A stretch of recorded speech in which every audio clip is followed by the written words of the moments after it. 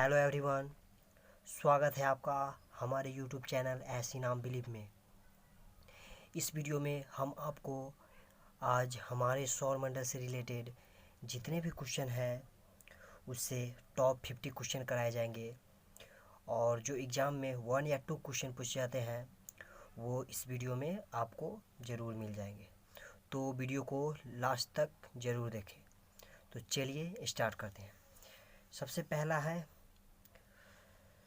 सबसे बड़ा और सर्वाधिक भारी ग्रह सबसे बड़ा और सर्वाधिक भारी ग्रह कौन सा है? तो वो है बृहस्पति। ठीक है, अगला क्वेश्चन देखते हैं। अगला क्वेश्चन है वो है, सबसे छोटी एवं सूर्य के सबसे नज़दीक स्थित ग्रह कौन सा है? तो वो है बुध। और अगला क्वेश्चन है, पृथ्वी के सबसे निकटतम ग्रह कौन है? ऐसा कौन सा ग्रह है जो पृथ्वी के सबसे निकट है? तो वो है शुक्र।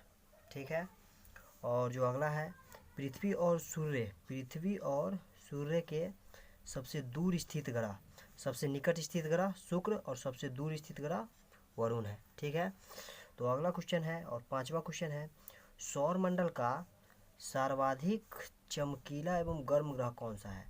तो वो है शुक्र। ठीक है, अगला क्वेश्चन देखते हैं। अगला जो है वो है, सर्वाधिक ठंडा ग्रह कौन सा है? तो वो वरुण है।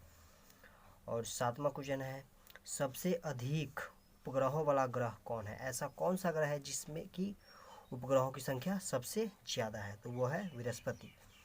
बृहस्पति सबसे बड़ा ग्रह भी है और इसके उपग्रहों की संख्या भी सबसे ज़्यादा है। तो अगला जो क्वेश्चन है वो है, बिना उपग्रहों वाला ग्रह कौन है? तो ऐसा कौन सा ग्रह है जिसकी कोई उपग्रह नहीं है? तो वो है बुध और शुक्र। बुध और शुक्र ऐसा उपग्रह है जिसकी उपग्रहों की संख्या एक भी नहीं है, मतलब शून्य है। अगला जो है वो है, लाल ग्रह और नीला ग्रह किसे कहा जाता है? तो लाल ग्रह आपको बता दें कि मंगल को कहा जाता है और नीला ग्रह पृथ्वी को कहा जाता है। और लाल ग्रह मंगल को इसलिए कहा जाता है क्योंकि यहाँ पर लोहा की उपस्थिति सबसे ज़्यादा है और लोहा में जंग लग जाने के कारण ये हमें लाल दिखाई देता है अंतरिक्ष से। ठीक है, और पृथ्वी नीला क्यों दिखा देता है? नीला ग्रह इसको इसलिए कहा जाता है क्योंकि यहाँ पानी की अधिकता है और पानी की अधिकता के कारण यह नीला दिखाई देता है। ठीक है, और तो अगला देखते हैं। अगला जो है, पीला ग्रह और हरा ग्रह किसे कहा जाता है? तो पीला ग्रह बृहस्पति को कहा जाता है और हरा ग्रह वरुण को कहा जाता है। ठीक है, वरुण सबसे दूर स्थित ग्रह है सूर्य का और बृहस्पति है जो सबसे बड़ा ग्रह है और इसकी उपग्रहों की संख्या सबसे ज़्यादा है।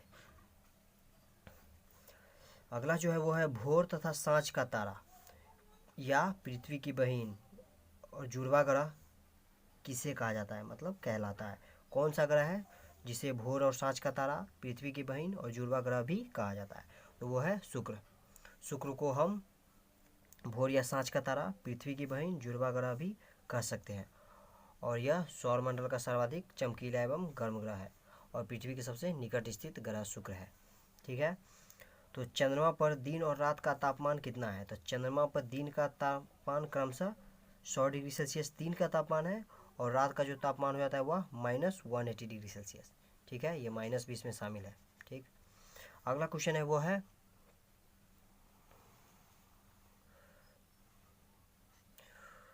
अगला जो क्वेश्चन है वह, सूर्य का व्यास कितना है? तो सूर्य का व्यास है 13,92,000 किलोमीटर। ठीक है, अगला जो है वो है, सौर मंडल का सबसे बड़ा उपग्रह कौन है? सौर मंडल का कौन सा उपग्रह है जो सबसे बड़ा है? तो वो है गैनीमेड। और किसका उपग्रह है वह है? तो यह बृहस्पति का उपग्रह है। ठीक है, अगला क्वेश्चन देखते हैं। अगला जो क्वेश्चन है वह, सौर मंडल का सबसे छोटा उपग्रह कौन है? तो वो डिमोस है और यह किसका उपग्रह है? वह मंगल ग्रह का उपग्रह है। ठीक है, मंगल ग्रह को लाल ग्रह भी कहा जाता है। और अगला क्वेश्चन है वो है, शनि का सबसे बड़ा उपग्रह कौन सा है? तो शनि का सबसे बड़ा उपग्रह टाइटन है। ठीक है, ब्लय युक्त ग्रह किसे कहा जाता है? जो ऐसा कौन सा ग्रह है जिसके ऊपर ब्लय है? तो ठीक है, वो शनि है, तो शनि को ब्लय युक्त ग्रह कहा जाता है। सबसे कम समय में सूर्य के चक्कर लगाने वाला ग्रह कौन सा है? तो सबसे कम समय में सूर्य का जो चक्कर लगाता है उस ग्रह का नाम है बुध और यह कितने दिनों में लगाता है? तो यह 88 दिनों में लगाता है। ठीक है, अगला जो क्वेश्चन है वो है, सबसे अधिक समय में सूर्य के चक्कर लगाने वाला ग्रह? तो वो वरुण है। ठीक है, और 20वां क्वेश्चन है जो पृथ्वी के विपरीत दिशा में चक्कर लगाने वाले ग्रह का नाम क्या है? तो वो है शुक्र और अरुण। मतलब पृथ्वी किधर से किधर घूमता है? तो पृथ्वी पश्चिम से पूर्व की ओर घूमता है और शुक्र और अरुण जो है वह पूर्व से पश्चिम की तरफ घूमता है। और चलिए तो आगे देखते हैं। 20 क्वेश्चन हो गए, तो अब और आगे देखते हैं। आगे जो है वो है, तो अगला जो क्वेश्चन है वो है सर्वाधिक चमकीला तारा। ऐसा कौन सा तारा है जो सर्वाधिक चमकीला है? तो वो है साइरस। ठीक है, इसको डॉग स्टार भी बोला जाता है। और चलिए अगला देखते हैं। तो अगला है वो है सौर दिवस की अवधि कितनी होती है? तो सौर दिवस की अवधि वो है 24 आवर। दिन हो जाता है, दिन और रात दोनों को मिलाकर 24 आवर सौर दिवस। अगला जो क्वेश्चन है वो है सूर्य के केंद्र तथा सतह का तापमान कितना है? सूर्य के केंद्र का तापमान है 15 मिलियन डिग्री सेल्सियस और सतह का तापमान है 6000 डिग्री सेल्सियस। ठीक है, अगला जो क्वेश्चन है वो है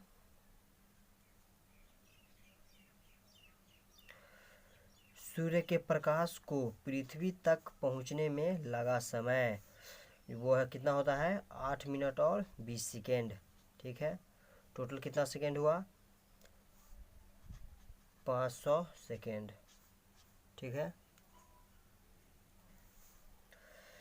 चंद्रमा के प्रकाश को पृथ्वी तक पहुंचने में लगा समय, तो चंद्रमा के प्रकाश को पृथ्वी तक पहुंचने में लगा समय वो है 1.3 सेकेंड। मतलब 1 मिनट और 3 सेकेंड में यह जो चंद्रमा का प्रकाश है वह पृथ्वी पर पहुंच जाता है। अगला जो क्वेश्चन है वो है सूर्य का प्रमुख घटक कौन है? मतलब सूर्य के जो रोशनी आता है वो क्या क्या चीज़ से होता है? तो वह नाभिकीय संलयन के द्वारा होता है, और जिसमें हाइड्रोजन कितना होता है? 74% और हीलियम जो होता है वह 24% सूर्य में उपस्थित होता है। तो सूर्य के ऊर्जा का स्रोत क्या है? तो वह है नाभिकीय संलयन। मतलब सूर्य में जो उतना प्रकाश आता है वो किस चीज़ से होता है? तो नाभिकीय संलयन, और नाभिकीय संलयन पर हाइड्रोजन बम भी आधारित होता है, ये आपको मालूम होना चाहिए। अगला क्वेश्चन है वो है पृथ्वी का भूमध्य रेखीय व्यास कितना है? भूमध्य रेखीय व्यास या विषुवतीय रेखीय विषुवत रेखीय व्यास इसको बोला जाता है। तो इसका पृथ्वी का भूमध्य रेखीय व्यास कितना है? 12,756 किलोमीटर। चलिए अगला क्वेश्चन देखते हैं। तो अगला क्वेश्चन है वह है पृथ्वी के ध्रुवीय व्यास कितना है? तो पृथ्वी का ध्रुवीय व्यास है वो है 12,714 किलोमीटर। ठीक है, अगला क्वेश्चन देखते हैं। अगला क्वेश्चन है पृथ्वी का भूमध्य रेखीय व्यास ध्रुवीय व्यास से ज़्यादा है और कितना ज़्यादा है? तो वो है 12,756 में से 12,714 घटा दीजिए तो वो आएगा 42 किलोमीटर, मतलब 42 किलोमीटर। ठीक है, अगला क्वेश्चन देखते हैं। अगला क्वेश्चन और 31वां क्वेश्चन है वो है पृथ्वी का अपनी ध्रुव पर झुकाव कितना है? तो वो पृथ्वी अपनी ध्रुव या मालूम होना चाहिए 23.5 डिग्री अक्षांश पे ये झुका हुआ है। पृथ्वी का अपने अक्ष पर घूर्णन किधर से होता है? तो वह पश्चिम से पूर्व की ओर होता है।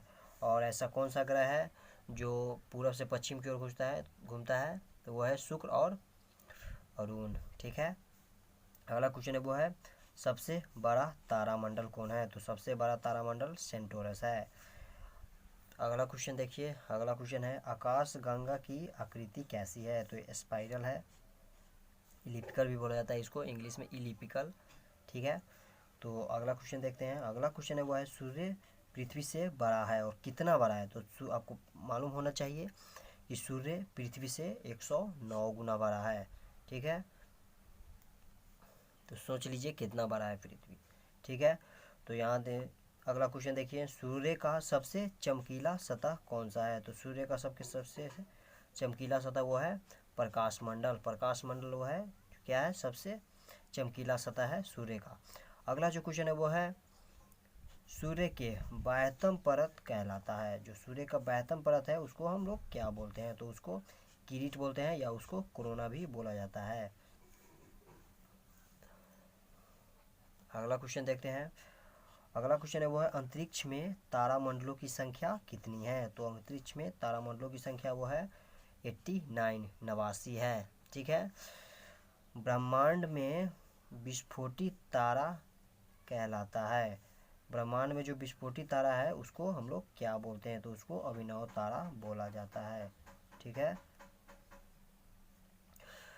अगला जो क्वेश्चन है वो है, किस ग्रह पे सूर्य पश्चिम में उगता है? तो यह अरुण और शुक्र पे उगता है। शुक्र और अरुण, इस पे जो सूर्य है वो है पश्चिम में उगता है और यह चक्र लगाता है पश्चिम से पूरब की तरफ, अरुण और शुक्र।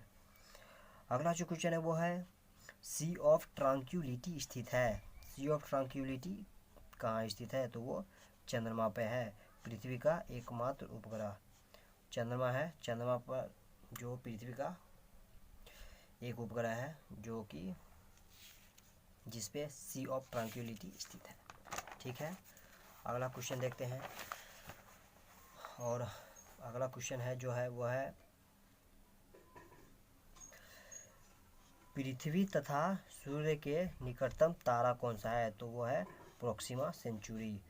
प्रोक्सिमा सेंचुरी पृथ्वी और सूर्य के सबसे निकटतम तारे हैं। ठीक है। तो अगला क्वेश्चन देखते हैं, और 44 क्वेश्चन है, वो है,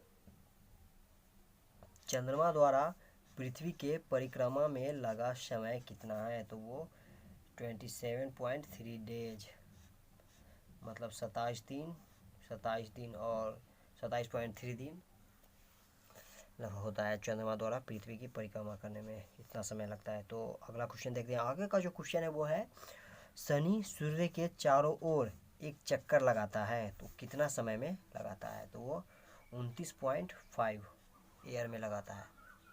ठीक है। अगला क्वेश्चन वो है, निकट तारा के प्रकाश को पृथ्वी पर पहुंचने में लगा समय कितना है? जो निकटतम तारा है प्रोक्सिमा सेंचुरी, उसको पृथ्वी तक पहुंचने में कितना समय लगता है? तो वह 4.2 ईयर लगता है। ठीक है। तो अगला क्वेश्चन देखते हैं, क्षुद्र ग्रह स्थित होता है किसके और किसके बीच में? क्षुद्र ग्रह जो स्थित होता है वह किसके बीच में होता है? तो वह मंगल और बृहस्पति ग्रह के बीच में होता है। ठीक है।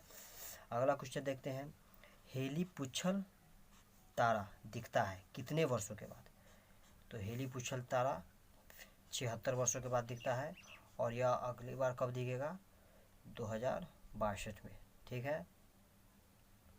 चंद्रग्रहण होता है, मतलब कब होता है चंद्रग्रहण?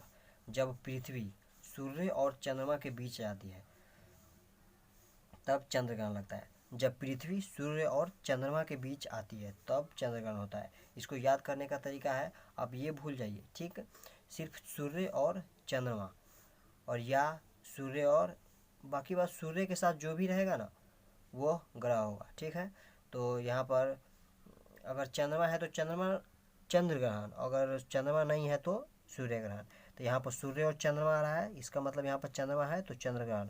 अगर रहता सूर्य और पृथ्वी तो यहाँ पर चंद्रमा नहीं आ रहा है, इसका मतलब सूर्य ग्रहण होगा। ठीक है।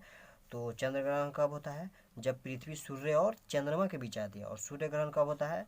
तो सूर्य ग्रहण होता है जब पृथ्वी और सूर्य के बीच चंद्रमा आ जाती है। ठीक है। तो आई होप कि आपको ये वीडियो अच्छी लगी होगी।